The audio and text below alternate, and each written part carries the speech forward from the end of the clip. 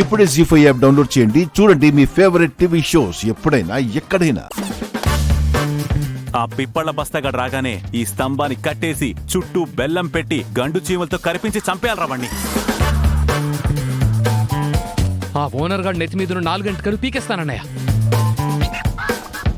అనయ్య నన్నేం చేయమంటూ చెప్పనయా. వాడు తిండి పిచ్చోడు కదా, బాగా మరిగే సాంబార్లో 2 బల్లులు పట్టుకొచ్చి పడేసి. అలాగే అనయ్య. వాటిని బెండకాయ ముక్కలనుకొని కర్ర నవ్వులు తింటాడు. అలాగే హాస్పిటల్కి పోతాడు అని. ఎడది బాయిలర్ కూడా అంటారు కదా, లెగ్ పీసులు సపరేట్ చేస్తారు కదా, అలా కాళ్ళు చేతులు సపరేట్ చేసి బాగా మరిగే నూనెలో వేసేసి వాణ్ణి వేసి పంపేయాలండి. ఏంటి సార్ మీరు ఏదో ఆవేశంలో ఉన్నట్టున్నారు? ఆవేశం కాదు బాబాయ్, ఆక్రోశం, ఆవేదన, ఆగ్రహం అన్నయ్య. ఆగ్రహం. నన్నే మోసం చేయాలని చూస్తాడా? ఓనర్కి వాళ్ళ అశ్రుని వాడి బ్యాన్ వేసేస్తా. ఈ శంకర్ దేన్నైనా భరిస్తాడు కానీ మోసాన్ని మాత్రం సహించడు, భరించడు. అబ్బా ఈ టైంలో మీరు ఆవేశపడకూడదు సార్, కొంచెం ఆలోచించి మాట్లాడాలి. అది అలా చెప్పండి అంకుల్. ఇందాకటి నుంచి కర్రుగట్టిన తీవ్రవాదుల ప్లాన్లు వేస్తున్నారు. ఓనర్ని పట్టుకుని కొడతారంట. కొట్టక సన్మానం చేయాలా? 420 గాడు వచ్చి రాగానే పట్టుకొని మేము అనుకున్న ప్లాన్స్ అన్ని వాడి మీద ఇంప్లిమెంట్ చేస్తాం. లైఫ్ లో అబద్ధం కాదు కదా, ఆ పేరు తలుచుకోవాలన్నా గజ గజ గజ వణకాలి. అబ్బా చాలా ఆపండి. బడబడమని వాగడం కాదు, కొంచెం బుర్ర పెట్టి ఆలోచించండి. ఈ ఇల్లు ఓనర్ది, అతని దగ్గర అగ్రిమెంట్స్ అన్నీ ఉన్నాయి. లీగల్ గా కూడా అతన్ని ఏం చేయలేము. పైగా అతనేం ఇల్లు ఖాళీ చేయమని దౌర్జన్యం చేయలేదు కదా, తెలివిగా రిపేర్ చేయాలని చెప్తున్నారు. ఆయన కన్నింగ్ పని ఇది అని మనకు తెలిసినా కూడా మనం ప్రూవ్ చేయలేం కదా. పైగా మీరు గొడవ చేశారనుకోండి, ఆ సాకుతో ఇల్లు ఖాళీ చేయిస్తాడు. అవునన్నయ్య, గౌరీ గారు చెప్పింది నిజమే. న్యూసెన్స్ కేసు మీద కూడా అలా చేయొచ్చు కదా. పాయింటేరా. మరి ఇప్పుడు ఏం చేయాలి? ఇల్లు ఖాళీ చేయాల్సిందే అంటావా?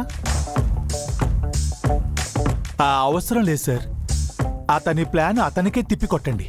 అదెలా? అది నేను చెప్తానుండండి. అతని హౌస్ రిపేర్ చేయించేంత వరకు వేరే ఇల్లు చూసుకోమన్నాడా?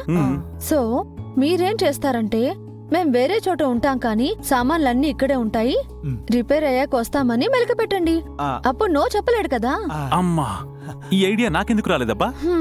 నోటికి పని చెప్పడం మానేసి బుర్రకి పని చెప్తే వస్తాయి. అబ్బా, ఒక్కసారి ఇచ్చేసి పెద్ద జీనియస్ లా ఫీల్ అయిపోతారు ఓనర్ లాగా. చూసారు అంకుల్, నా గొప్పను అస్సలు ఒప్పుకోరు. ఏంటండి మీ గొప్ప?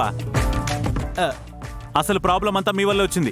మధ్యలో నేనేం చేశాను? కింద హౌస్ లో మీరు ఉండడం వల్లే పై హౌస్ లో ఉన్న మమ్మల్ని నెగ్లెక్ట్ చేస్తున్నాడు. ఎందుకంటే రేపో మాపో మిమ్మల్ని చూసైనా పై హౌస్ ఫుల్ అయిపోద్దని వాడు ఆ ధైర్యంతోనే మమ్మల్ని ఖాళీ చేయమంటున్నాడు. చూసారా, తిప్పి తిప్పి మమ్మల్ని బ్లేమ్ చేస్తున్నారు. అసలు మీకు హెల్ప్ చేద్దాం అనుకున్నాను చూడండి, నాకు బుద్ధి లేదు. ఇప్పుడు నిజాలు మాట్లాడుకోవడం ఎందుకులేండి. అక్క ప్లీజ్, ముందు మీ గొడవ ఆపండి, ఓనర్ వస్తున్నాడు.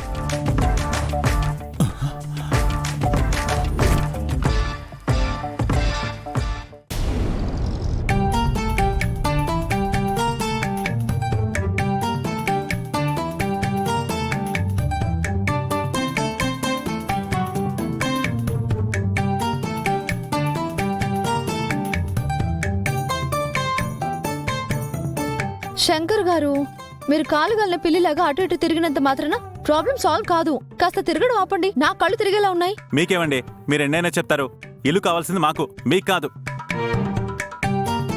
మీకేమండి, హ్యాపీగా ఈ ఇంట్లో ఉంటారు, ఇల్లు ఎత్తుక్కోవాల్సింది మేము.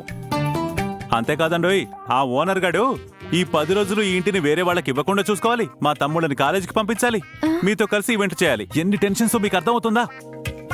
చూడండి, అద్దెల కోసం వెతుకుతున్నాను, కానీ బ్యాచిలర్స్ అనేసరికి ఎవ్వరూ ఇవ్వడానికి ఇష్టపడట్లేదు.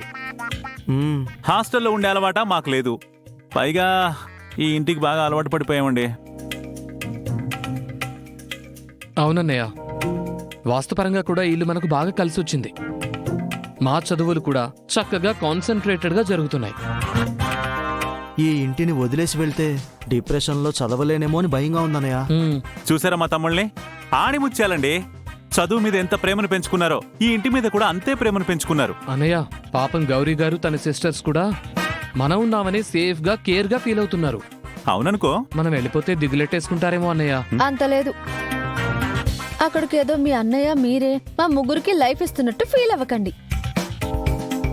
ఏదో కలిసి ఫ్రెండ్లీగా ఉన్నాం, చిన్న మిస్సింగ్ ఫీల్ ఉంటుంది అంతేకాని మీరు వెళ్ళిపోతే మాకు జరగదనేం కాదు. అక్క, వాళ్ళ ఉద్దేశం కూడా మిస్ అవుతామనే. నువ్వు ఆవేశపడకుండా వాళ్ళ పరిస్థితి కూడా అర్థం చేసుకో. చూసారా, ఉండడానికి భూమికి 3 అడుగులున్నా మాటలు చూస్తే ఆకాశం అంత ఉన్నాయి. ఆవిడని చూసి నేర్చుకోండి. సంధ్య, శ్రావణి గారు, మీరు కూడా ఏదోటి చెప్పండి. మా మీద కాస్తైనా కన్సర్న్ లేదా అండి మీకు? ఇదే మీరు ఇలాంటి ప్రాబ్లంలో ఉంటే మేము సైలెంట్ గా ఉంటామని చెప్పండి. ఉండరు అనుకోండి, మ్మ్. కానీ మీ ప్రాబ్లంకి మేమేం హెల్ప్ చేయగలం?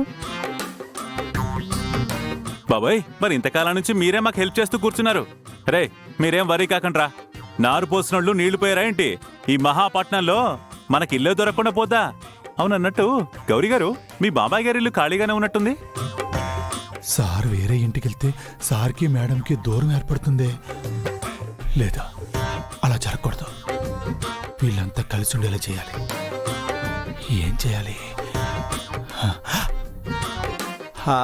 నేను ఒక మాట చెప్తాను, వింటారా సార్? ఇప్పటి వరకు మీరు మా కోసం అంతా మంచే చేశారు. అదే పైగా మీరు ఏం చేయాలనుకున్నా అది మా కోసమే.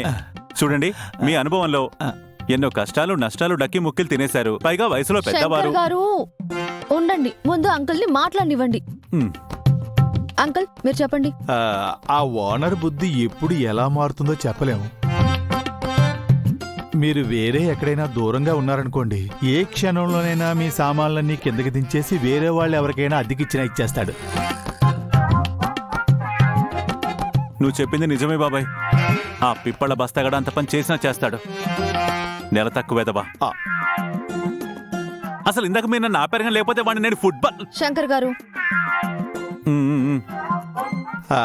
నేనేమంటున్నానంటే, మీరు దూరంగా కాకుండా ఇక్కడే ఎక్కడో దగ్గరగా ఉంటే ఓనర్ మీకు భయపడి ఇంటి జోలికి రాడు. 10 రోజుల తర్వాత ఎలాగూ మీ ఇంట్లోకి మీరు చేరొచ్చు. ఇక్కడే దగ్గరలో అంటే మా ఇంట్లో ఉండమంటారా ఏంటి?